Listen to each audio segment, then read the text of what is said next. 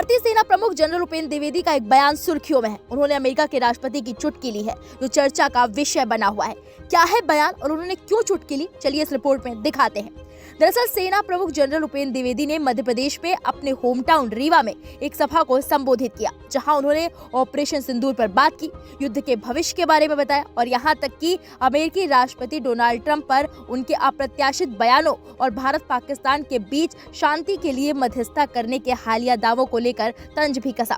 TRS college में एक कार्यक्रम में बोलते हुए जनरल द्विवेदी ने उभरती हुई वैश्विक चुनौतियों की अनिश्चितता और जटिलता पर जोर दिया। उन्होंने कहा, भविष्य की चुनौतियां आ रही हैं, वो है अस्थिरता, अनिश्चितता, जटिलता और अस्पष्टता।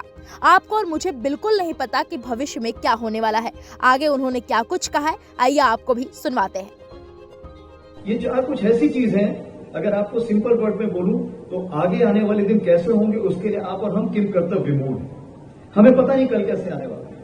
ट्रंप जी आज क्या कर रहे हैं, मेरे ख्याल से ट्रंप जी को भी नहीं पता होगा कल क्या करने जा रहे हैं। तो कहने का ये मतलब है कि चैलेंजेस इतनी जल्दी आ रहे हैं कि आप जब तक पुराने चैलेंज को पकड़ने की कोशिश करते हो, नया चैलेंज सामने आ जाता है। और वही सुरक्षा चुनौतियां जो हैं हमारी सेना के सामने, चाहे वो सीमा पर, चाहे आतंकवाद हो, चाहे प्राकृतिक आपदा हो, या साइबर वॉरफेयर जो नया शुरू हुआ है, स्पेस वॉरफेयर, सैटेलाइट्स वगैरह जो नई चीजें शुरू हुई हैं, केमिकल, बायोलॉजिकल, रेडियोलॉजिकल जो नया शुरू हुआ है, और जो इंफॉर्मेशन वॉरफेयर, जिस तरह से अफवाहें फैलाई जाती हैं, जैसे आपने सुना था ऑफ सिंदूर में बोला कराची पे अटैक कर दिया गया है, तो बहुत ऐसी खबरें आई थी जो हमें भी खबर लगती थी कहां से आई, किसने किया है, हम ढूंढते रह जाते थे। बट कहने का ये मतलब है कि इन सब चैलेंजेस के दायरे में जब आपको थल, नभ, जल और तीनों में काम करना है तो बहुत सारी चुनौतियां होती हैं।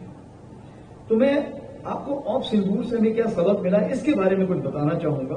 मैं मिलिट्री सबक के बारे में नहीं बताना चाहूंगा, मैं बताना चाहूंगा हमें जीवन में क्या सबक मिला उसमें। तो सबसे पहले जो ऑफ सिंदूर था वो दुश्मन पर विजय प्राप्त करने के अलावा संप्रभुता, अखंडता और शांति की पुनर्स्थापना के लिए था। जब प्रधानमंत्री जी ने मुझे ऑपरेशन सिंदूर बताया कि इसका ये नाम होगा, जैसे आपको पता है कारगिल के दौरान आर्मी ऑफ विजय नाम रखती थी, एयरफोर्स ऑफ सफेद सागर नाम रखती थी, इस बार प्राइम मिनिस्टर जी ने खुद ही बोला कि ये नाम होगा। तो सबसे बड़ा फायदा क्या हो गया, पूरे देश में सिर्फ एक ही नाम था, ऑफ सिंदूर। और इसने कैसे पूरे देश को जोड़ा? सबसे बड़ी बात, जब कोई भी मां, कोई भी बहन, कोई भी बेटी अपने मांग पर सिंदूर लगाती है तो उसकी दुआएं उस सैनिक को जाती है जो कहीं भी देश में या विदेश में एक भारतवर्ष के लिए पूरी लगन से काम कर रहा है। हम आगे बढ़ते हैं कि क्या अगर देखी जाए 4 से 5 क्वालिटी जो हमें ऑफ सिंदूर में हमने देखने को मिली, सीखने को मिली, अमल लाने को मिली। सबसे बड़ी चीज है कॉन्फिडेंस या कामनेस, आत्मविश्वास और दूसरों पे विश्वास।